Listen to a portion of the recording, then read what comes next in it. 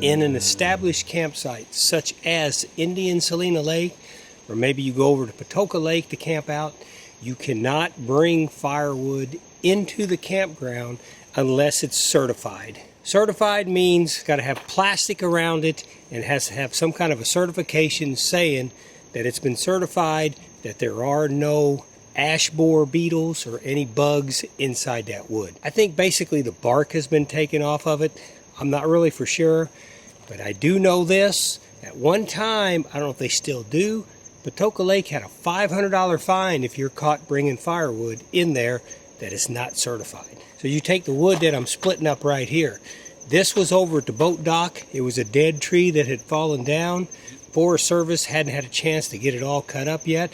So when I got here this morning, I went over there, scrambled, grabbed some pieces, brought them back. I'm going to split them up, use them as a fire tonight. Perfectly legal. I got it here on the grounds, no problem. When you go to split firewood, number one, if you're at a campsite, be careful if you're using an axe. One wrong move, that axe can come off that wood sideways at a 45-degree angle. If your foot's in the way, cut you deep. Same way with your hands. You know, I've seen people use a little hatchet before and actually hold it as they're hatcheting down. No, you will cut a finger off. This is not a place you want to be because it's a long ways to a hospital. But if you go to split wood and you know what you're doing, you're being careful, you would know that a piece like this is no problem. You get a piece like this right here with these limbs coming off of it. There's a separation in the tree. You go to hit it with an axe and you can see a lot of times what it'll do is it'll split off the side. I go ahead and sacrifice this as a ham. This will be, once the fire is good and burning, this will be set on there and it'll roast for hours just like this. Ideally, it would be good to have another piece of wood on the ground and then have this sitting on a piece of wood. So every time I hit it, whenever it goes through, the actual sharp part of the axe is not hitting into the ground. I don't really worry about an old axe like this, and I can sharpen it very easily.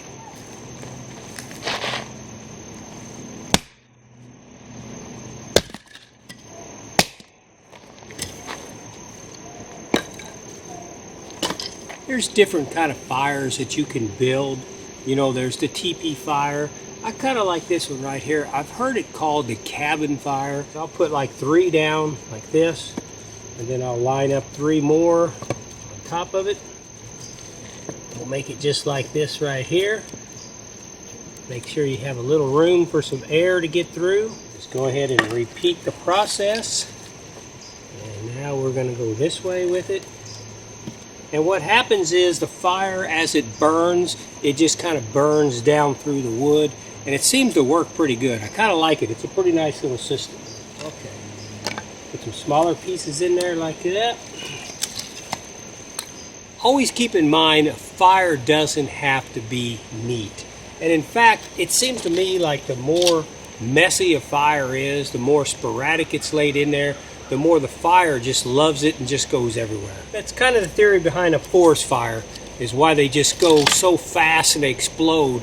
It's because everything in the forest that hasn't been touched is just laying everywhere. Just left and right and laying on top of each other. And when that fire gets a hold of it, it's like it just takes off like crazy. So I'll lay these sticks in there just like this right here. And that's a pretty good start right there.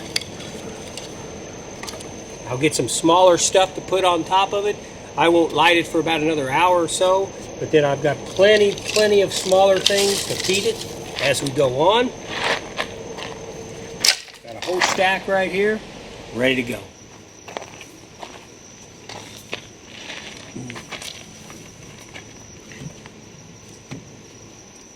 Takes a lot of work in order to do like a 3-video event like this. I enjoy doing it. Keeps me busy. Yeah, the main thing is you just can't get real frustrated with it. What I found is going video tours like this, what I call film assignments, the more I can do here, the better I'll be once I get back home. So things like this dash cam right here, once it fills up, it will start erasing things as it records things. And so it's always better to go ahead, if I get the chance like this right here, is to take this and get it off the dash cam, format the dash cam so it's tomorrow, it's brand new again, and basically film for the entire day. That's pretty important. Things like that you tend to learn as you go along. And how I do that is I basically just take the SIM card out, and then now I can look at it and put it in a file. And to give you a good idea what I'm talking about here is this is the dash cam that I used today that was on the front of the Winona, basically facing me. And these are all the videos that I took. So what I'll do is I'll go through here. Let's go to this guy right here. Looks like there's some action going on, sure enough. Okay. So see, that's a pretty good shot of videotaping going down the Blue River. Actually, I'm coming back right there. I'll be happy with those.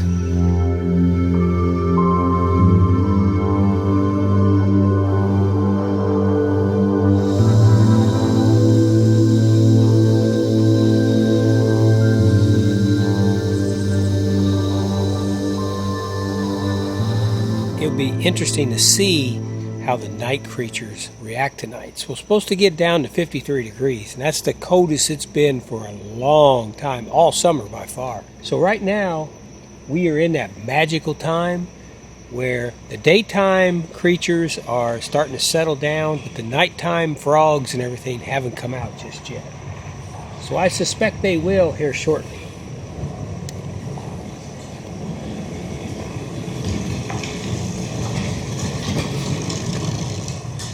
There's somebody got him a bunch of firewood. I guarantee he went down to the boat dock at Celina Lake and got it. That's so smart to do that because, man, you can just burn fire all night long if you want to. It's funny, he's got that one-piece dragon behind him. Anyways, we'll see what happens. I suspect in about an hour, if the frogs at night are going to come out, if it's not too cold, man, they'll get that squawking. Last time I was here, man, I fell asleep and never woke up one time because it was so loud I couldn't hear anything anyways, even if something did walk right through the camp. That's kind of funny. I'm already running into a problem here. Just the regular videos, what was left on here, 39.5 gigabytes. That's a lot. Whenever I go to get the saved ones, I bet the saved ones are 15. So you're talking about 55 gigabytes just in this dash cam. I didn't bring my hard drive, and so all I brought is my computer thinking that's going to be enough. Well, I don't think I have enough storage on my computer. If just the dash cam is going to be 55 gigabytes, you know, I still got my Nikon B700 and I've got the Nikon 900A. I still got all those to do yet, so we'll see. And plus my phone. I bet I've got probably 15 gigabytes on my phone alone. And I got to get rid of it because I'll double that tomorrow. You can see it's a lot of data that I collect. You know, sometimes I may shoot for 2 minutes and only use 10 seconds. It doesn't matter because it's just that's how you put a video together. Anytime you watch one of my videos, and let's say it's 30, 45 minutes long, that was literally probably 3 or 4 hours of material that I've chopped all the way up and to condense it down into that 30 minutes. Goal number 1 for this evening has been accomplished. The Kenwood dash cam now has got 0 data on it, so tomorrow I should be able to film most of the day and it not erase itself. You know, a lot of times when I go on trips like this, I don't work. You know, I'll just sit here and enjoy the evening and everything like that. But right now, I've got a little bit of time. I'm trying to take advantage of it to kind of get caught up on some videos that I've gotten behind on.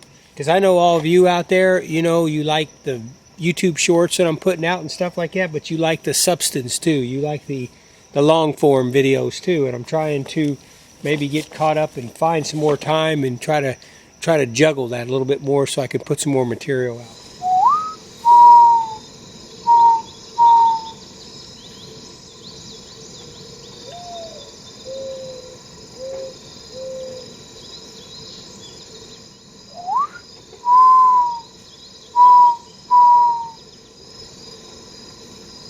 It's a mourning dove. There he is. Well, what an ending to a beautiful day. I'll be out on Celina Lake tomorrow, looking to hunt the big bass. Had a good time on Blue River. It's nice to be back. seeing an old friend again. Yeah, when it comes to Celina Lake, you just never know whether you're going to catch those fish or not. You just never know if the bass are going to show up to introduce themselves or not. They may just hang out in the weeds and you won't see them at all. Alright, I think I'll go back and get a real good night's sleep. Get up, have some breakfast, put the selvin in the water. Yep, we'll see what happens. I can hear the celestial blanket is starting to kick in. It's supposed to be a supermoon tonight. The moon I photographed this morning, the blue supermoon, I think is full. It was either full last night or full tonight. It'll be bright as can be out there, probably another 2 or 3 hours. It's supposed to get to be 53 degrees tonight. I've got a backup sleeping bag, a Marmot sleeping bag, about a 20-degree sleeping bag. And I've got it along, and just in case, because I got a feeling it's going to be pretty chilly.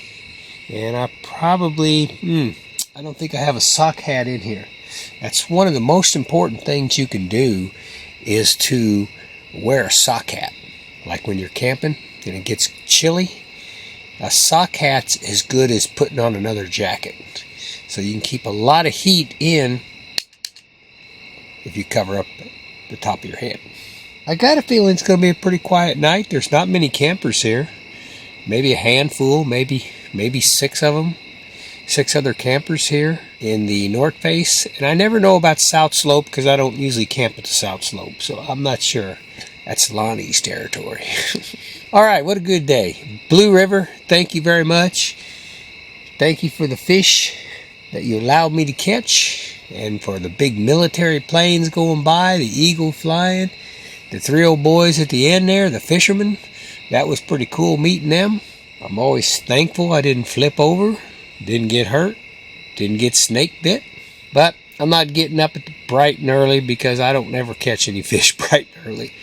So I'm going to get up, eat breakfast, get a few things organized, and whenever I get out there, I'm going to shoot for maybe 8 o'clock, something like that, 8 a.m.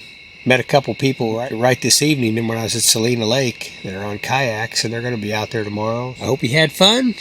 Get a good night's sleep. Set your alarm. Don't snooze.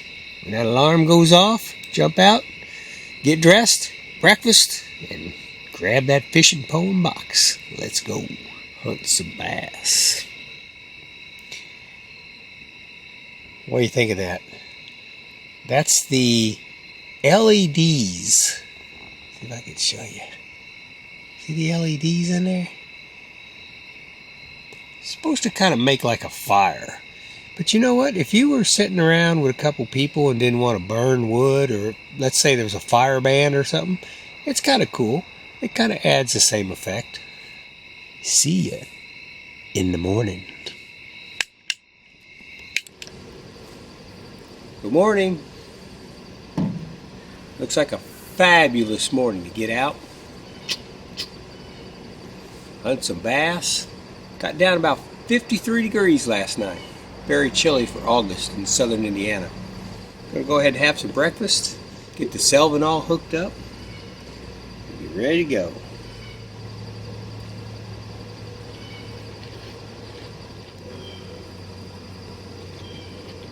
If you notice, I don't do a lot of cooking here at the Hoosier National Forest. I'll take my stove and cookware up to Lake Superior, cook some eggs, bacon, things like that. But here, it just seems more convenient to have cereal. I've got snacks, ready to go. Just makes it a lot easier. It's just got to do with convenience. You know, there's places to get stuff to eat that's not far away. Right down the street, there's a nice Marathon on I-64. It's got a fried chicken place in it, and the store's stocked with about everything you would need. There's another place, too, going toward Tell City, same way. They have a lot of fried food and stuff they cook up, and it's very popular for the locals. And I also don't mind, like yesterday, getting off the Blue River, coming through Leavenworth. Right there, there's a Love's truck stop and a Hardee's. I stopped and got a cheeseburger on the way back to camp. I don't mind doing that. Hey, if the places are out there and they're convenient, I'll stop and get something. Up around Lake Superior now, it's a lot different. There's nothing anywhere close around, so you got to basically take your supplies, and if you don't want to eat just snacks and things like that, you have to go ahead and plan ahead and bring your cookware and a way to clean everything up, and it makes a very rewarding experience to cook eggs and toast, a little bit of bacon, maybe some hash browns in the morning. That's really good. Or afternoon or evening, whichever you prefer. It's going to be a beautiful day. You hear the blue jays in the background. They're happy. It's going to be a nice day. Looking forward to it. Hopefully we'll see some more military flybys. That's awesome. Yeah, I was just sitting there thinking about the Blue River yesterday. And those fish I was catching, I was talking to Lonnie. Lonnie was thinking they were called rock bass. Makes sense, he said, because they're a lot thicker than a largemouth bass, smallmouth bass. Not real long, but just real thick, and that's how those fish were, because they were heavy fish. It's interesting because I have 100% confidence. If I'd go back to the Blue River right now, I'd know exactly where those rock bass are, because it just seemed like they were huddled in a certain area, and you really didn't find them anywhere else along the river, but in that one bend by those gigantic boulders that have fallen in, there must be a whole pocket of them. You know, I sat there and I caught one, and then I caught another one. And it's almost like, and then I missed a few, but they were on their way up. They were easy to catch. But I decided to go ahead and move on. I don't know how many I could have caught if I just sat there. You know, I'm thinking maybe a dozen of them. I don't know. It's important to get out and scout the areas. Get out and do your homework. That's like going back out on Celina Lake today. I've been out there a bunch of times, but you know what? I always learn something when I go out there for the next time. Well, decided not to light the fire last night. Maybe I'll try again today.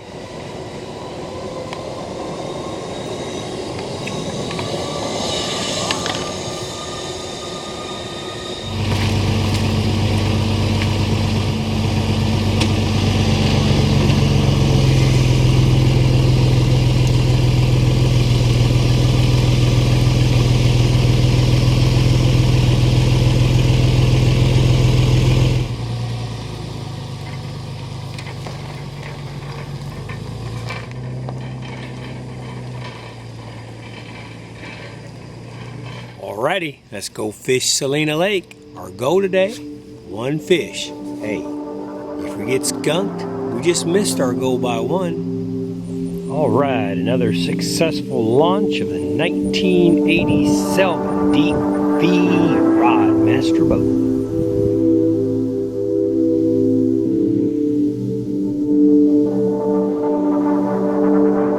Good morning, Rick and Ball House. How are you? Robin blue egg sky. Looks nice. Selvin is ready to go. Yeah, I can hear the bass calling. Mr. Lawrence, come on out and play.